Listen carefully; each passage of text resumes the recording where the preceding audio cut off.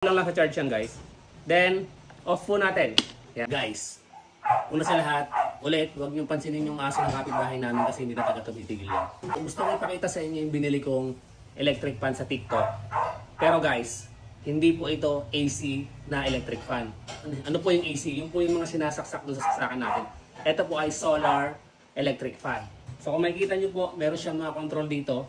Yan, i-explain ko sa inyo mamaya. And ito yung pinaka-solar panel niya guys. Meron siyang rating na maximum power na 3.3 watts, 9 volts, 0.3 ampere. Then, ito guys yung pinaka-control niya. Parang typical lang siya na electric fan. 0, 1, 2, 3. Tapos itong red, ito yung pinaka-LED na ito. And meron siyang control switch dito guys. Ito. Ito yung master switch niya. On, off. Pag naka-on, naka-green light. Pag naka-off, walang green light. So, yun. Pwede natin i-try. I-on natin. Panda rin natin yung electric fan. So, medyo ano lang siya guys. Mahina yung charge niya. Kaya ganyan lang yung takbo niya. Ayan guys, umaandar. Then, patayin natin. Off. Switch off.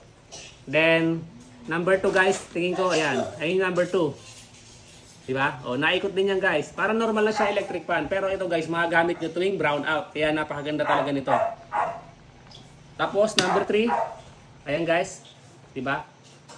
O, parang normal lang din na electric fan. Medyo kulang lang sa charge yan guys. Then, off po natin. Yan. And, ito yung pinaka-LED niya. Wala siyang ilaw. Mahina yung charge. Pero pagka full charge to guys, gagana to.